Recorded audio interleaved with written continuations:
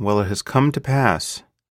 President Trump, a man whom many of us treated as a buffoon and only took seriously as a threat at the 11th hour, will be the 45th President of the United States, with a Republican Congress behind him, and with at least one vacancy, probably more, on the Supreme Court to fill. So, what went wrong, and how bad is this? Well, I think there are two parts to this story. The first is unambiguously depressing, and this is the part that has been seized on by most liberals.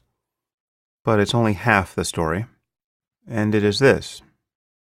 Trump has ascended to power despite showing every sign of being dangerously unfit for it, and by exposing in himself and in the electorate the worst that America has to offer: racism, sexism, anti-Semitism, a contempt for the most vulnerable among us, intimations of fascism, a positive love of bullying, total disdain for our democratic institutions, a willingness to make threats of political violence just for the fun of it, a contempt for science, and a love of conspiracy theories.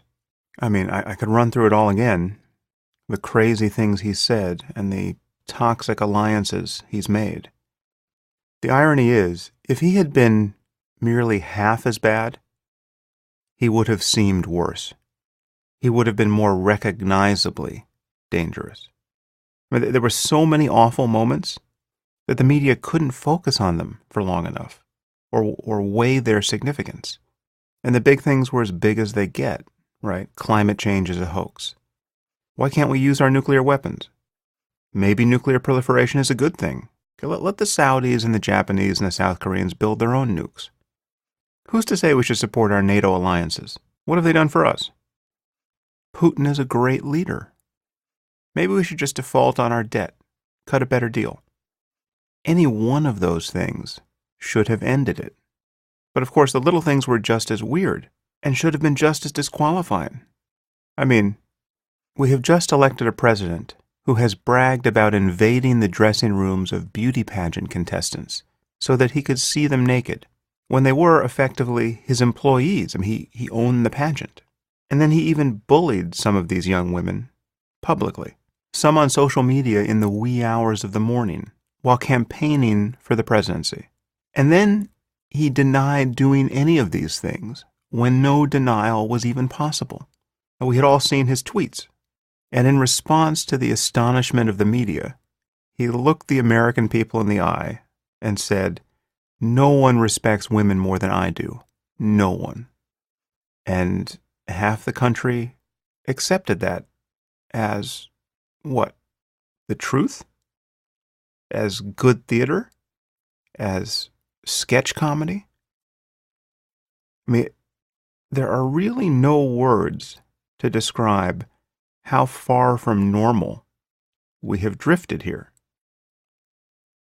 David Remnick, the editor of The New Yorker, described the situation the night of the election in a piece entitled "An American Tragedy." Now, I'll read a little of that so you get a sense of what the liberal elites were thinking at 3 a.m. Quote, "The election of Donald Trump to the presidency is nothing less than a tragedy for the American Republic, a tragedy for the Constitution, and a triumph for the forces at home and abroad of nativism, authoritarianism, misogyny, and racism.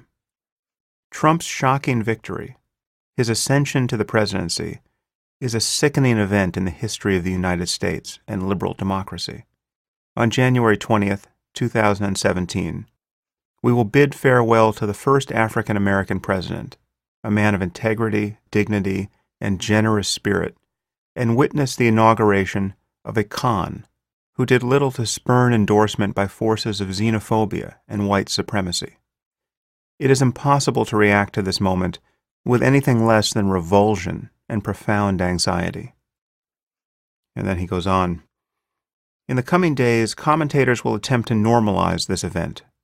They will try to soothe their readers and viewers with thoughts about the, quote, innate wisdom and essential decency of the American people. They will downplay the virulence of the nationalism displayed, the cruel decision to elevate a man who rides in a gold-plated airliner but who has staked his claim with the populist rhetoric of blood and soil. The commentators, in their attempt to normalize this tragedy, will also find ways to discount the bumbling and destructive behavior of the FBI, the malign influence of Russian intelligence, the free pass, the hours of uninterrupted, unmediated coverage of his rallies provided to Trump by cable television, particularly in the early months of his campaign. We will be asked to count on the stability of American institutions, the tendency of even the most radical politicians to rein themselves in when admitted to office. Liberals will be admonished as smug, disconnected from suffering, as if so many Democratic voters were unacquainted with poverty, struggle, and misfortune. There's no reason to believe this palaver. There's no reason to believe that Trump and his band of associates, Chris Christie, Rudolph Giuliani, Mike Pence, and yes, Paul Ryan, are in any mood to govern as Republicans within the traditional boundaries of decency. Trump was not elected on a platform of decency, fairness, moderation, compromise, and the rule of law. He was elected in the main on a platform of resentment. Fascism is not our future. It cannot be. We cannot allow it to be so. But this is surely the way fascism can begin. End quote. I think most of that's true, unfortunately, but it's not the whole truth. And the parts that are true are probably not worth dwelling on at this point. I'm not sure how useful it will be to stay in the well of blame and despair and to resist, quote, normalizing this situation.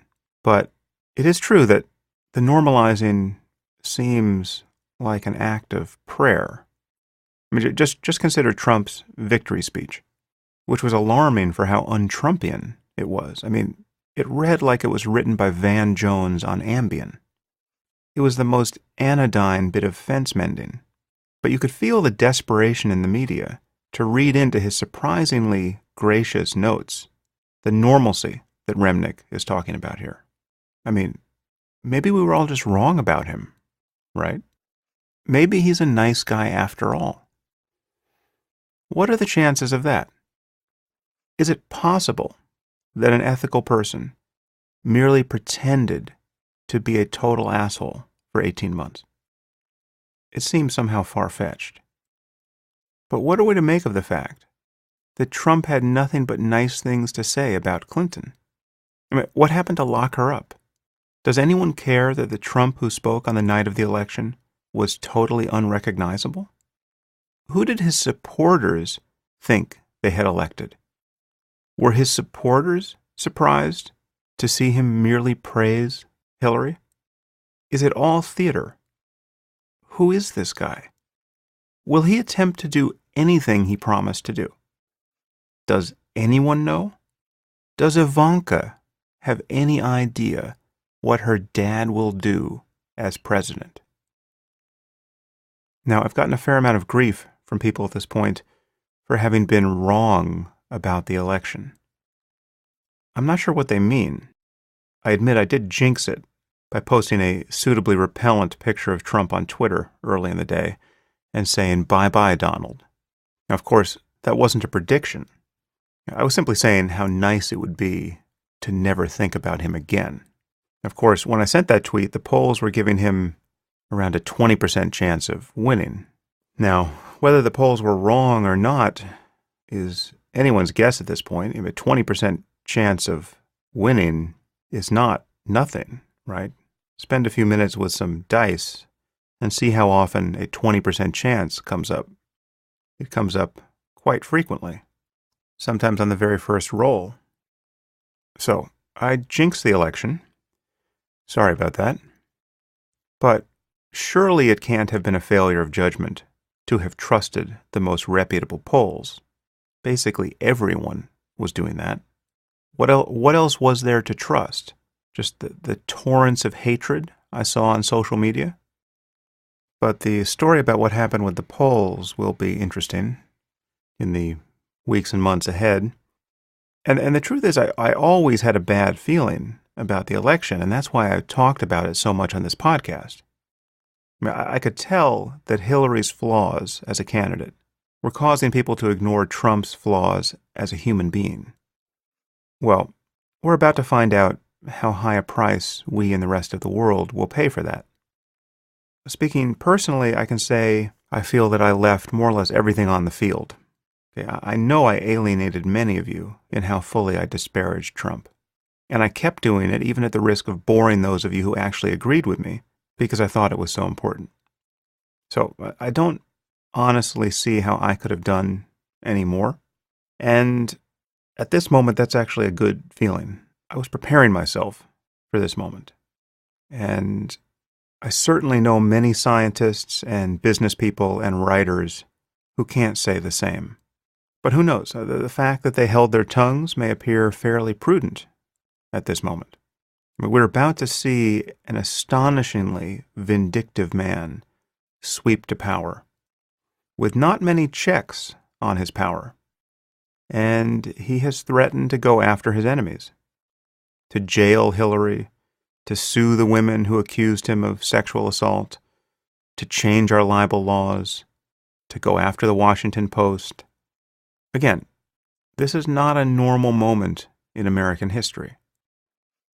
Now, many people have asked me whether I regret not backing Bernie Sanders. If I'm so trusting of polls, why didn't I trust the polls that showed him to have a better chance than Clinton against Trump? Because Sanders was totally untested. He had never been subjected to opposition research the way Clinton had. We knew what the Republicans were going to say about Clinton. Who knows what they would have done to Sanders? It's true that he would have drawn some of the isolationist and anti-establishment vote that went to Trump. And perhaps he would have turned out more voters than Clinton did. And it looks like that could have been decisive. It seems that Hillary got 6 million fewer votes than Obama did in 2012, and 10 million fewer than he got in 2008. So Democrats didn't show up. And I hope all those Bernie supporters who stayed home or who voted for a third party will be paying attention over the next 4 years.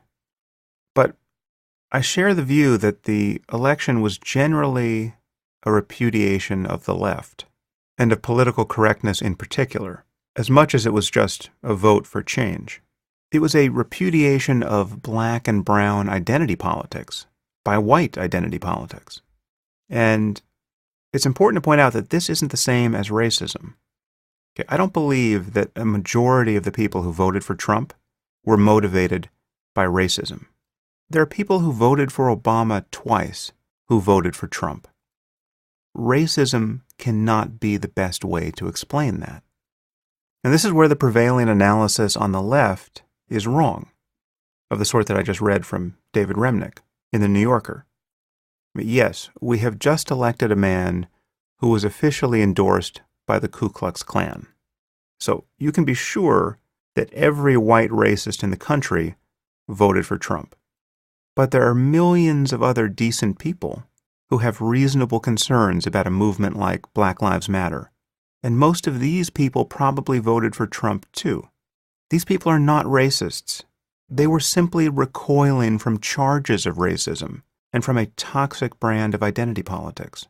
Much of what has been coming out of the left, not everything, but much of it, particularly about race and about law and order and about Islamophobia and terrorism, about issues that are fundamental to the security of our society, has had all the moral clarity and intellectual honesty of the O.J. verdict, which is to say none at all. And I'm confident that many people who don't perceive Trump to be a dangerous con man in the way that I do probably voted for him out of sheer exasperation. They were sick of being called racist for not worrying about Halloween costumes on our Ivy League campuses. So millions of these people, along with real racists, told all you whinging social justice warriors at Yale and Brown to go fuck yourselves. And can you really blame them? I mean, safe spaces, trigger warnings, new gender pronouns, getting Muslim student groups to deplatform speakers like Ayaan Hirsi Ali and Bill Maher? Was that the cause of your generation? That's the trench you were willing to die in? So the question is, would a Democratic campaign that leaned even further to the left have prevailed in this situation? I doubt it. And did Sanders have anything sensible to say about foreign policy? Would he have been able to address fears about terrorism? It certainly didn't seem that way at the time. And I suspect that this really is the crux of the issue. At least it's the main reason why even those who saw Trump's flaws didn't care about them. Okay, the problem that worried me the whole time is the left's total failure to speak honestly about Islam and terrorism and the refugee crisis in Europe. Okay, and this, I think, was decisive. Certainly was one of the things that, had it gone the other way, would have given us a different result. Admittedly, it seems strange to cite polls at this point, but what else can I do? The exit polls show that the people who said their primary concerns were terrorism and immigration voted overwhelmingly for Trump, whereas those who were concerned about the economy or foreign policy voted for Clinton. So it wasn't the economy, stupid, this time around, though economic fears certainly played a role, and it wasn't just poor whites who supported Trump.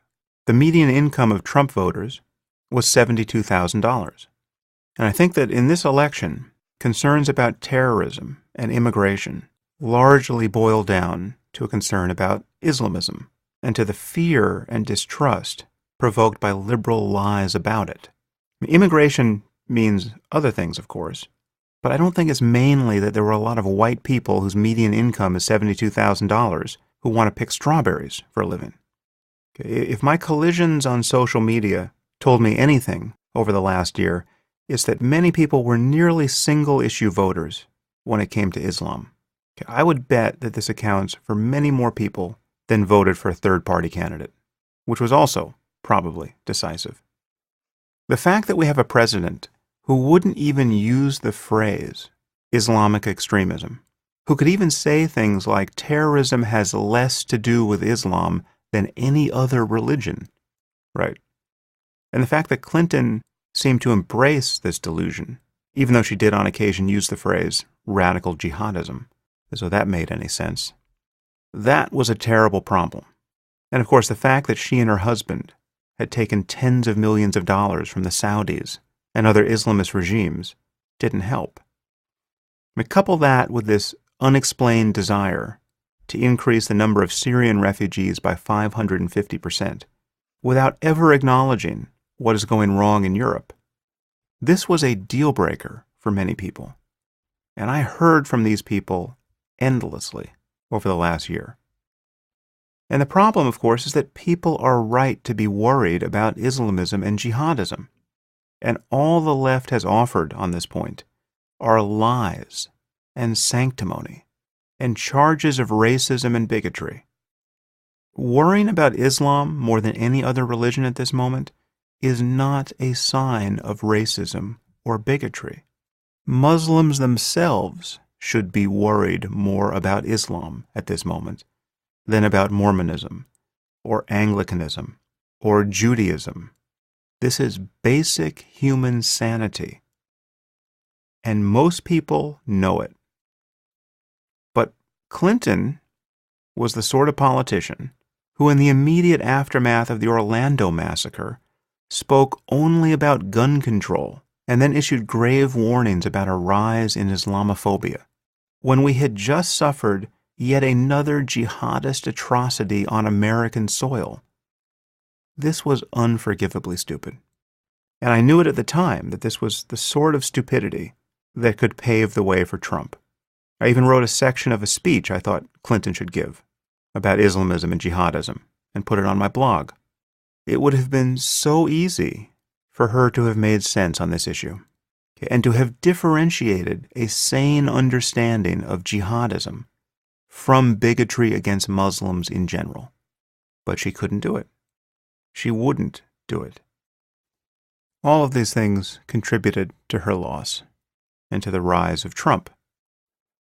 So the question now is how do we move forward, having declared the next president to be an absolute jackass and a sexual predator, and as I said in a previous podcast, a liar of a sort one would only expect to find in a mental hospital? How do we move from making jokes about placing the nuclear codes in the hands of a dangerous narcissist to actually placing the nuclear codes into his hands? Well, I'm afraid we just do. And we hope that this man who appears to lie about everything has also been lying about how awful a person he is.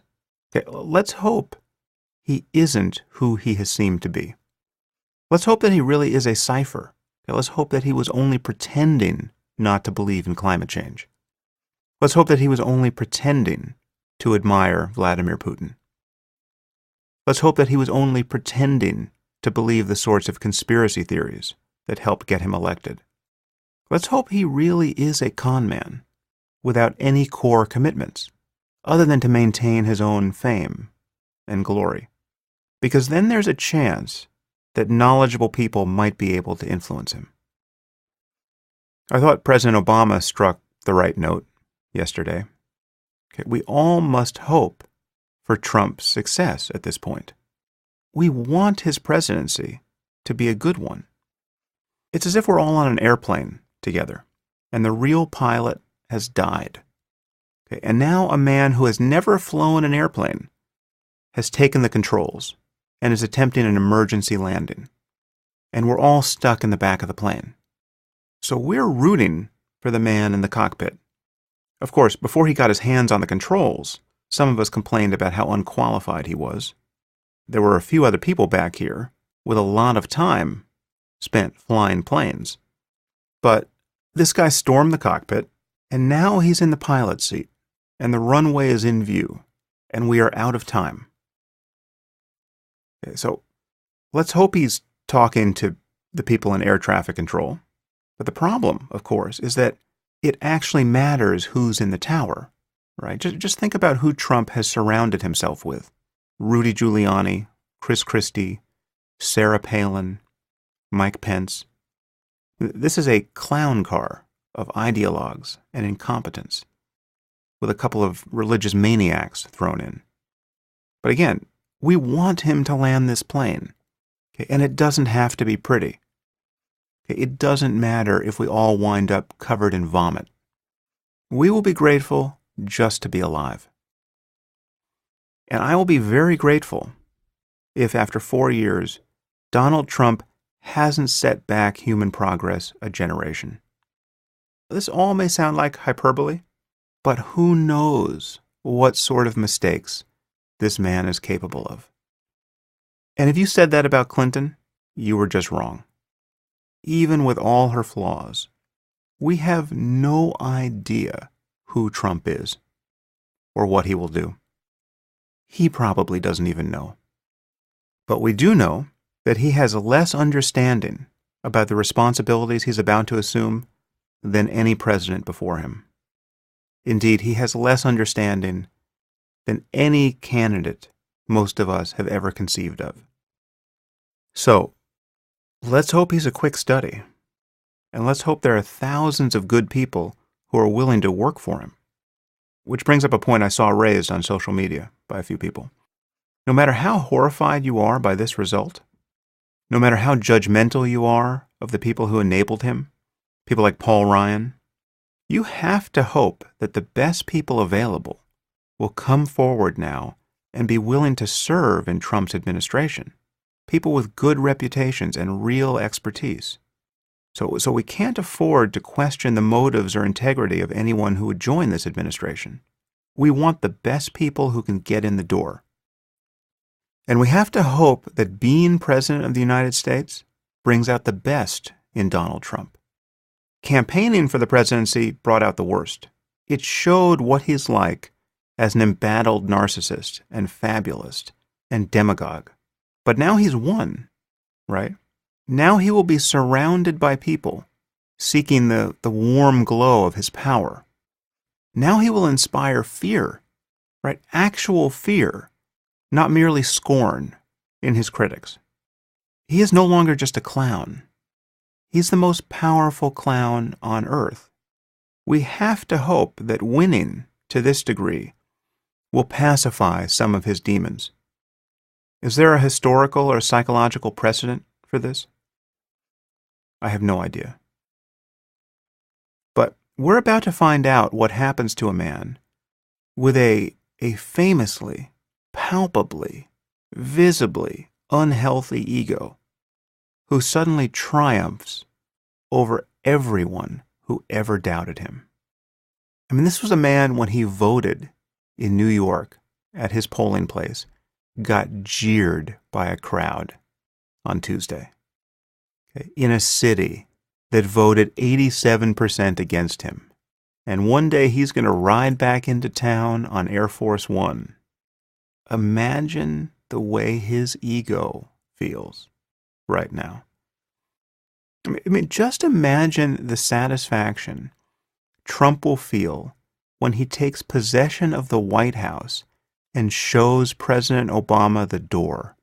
The first black president who humiliated him in front of all the Washington elites at the White House Correspondents' Dinner.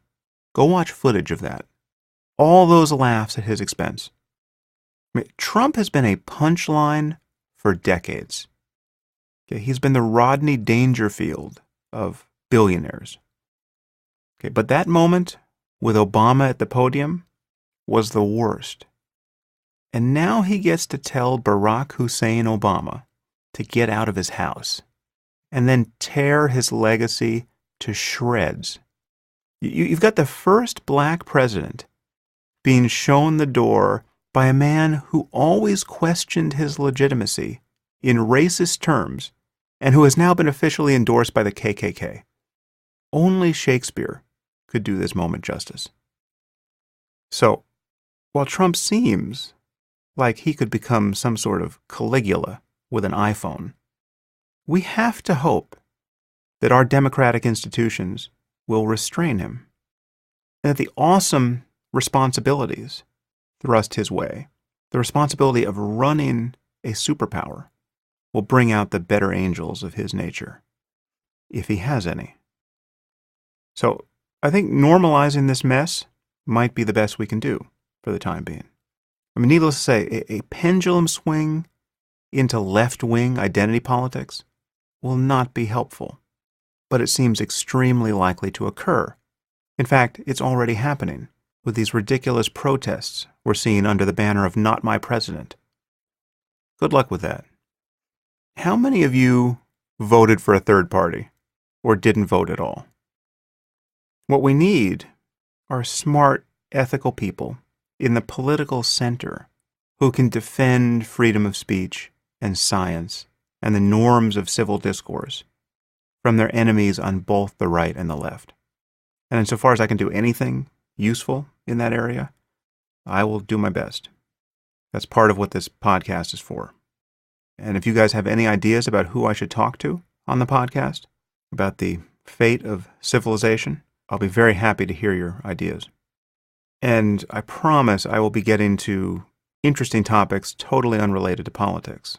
In fact, I will mostly do this, because what I say about politics doesn't seem to do much. As always, you can support the podcast at samharris.org/support. And you can also support it on a per-episode basis at patreon.com/samharris. About 2% of listeners regularly support the podcast now, and I'm hoping to bring that up to 10%. That will be a game changer. And if you are already a supporter, please know that your help is greatly appreciated. And once again, thanks for listening. Until next time.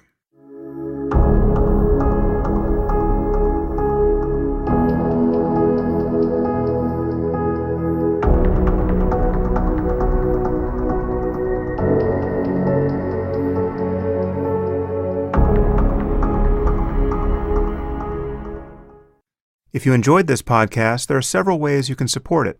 You can leave reviews on iTunes or Stitcher or wherever you happen to listen to it. You can share it on social media with your friends.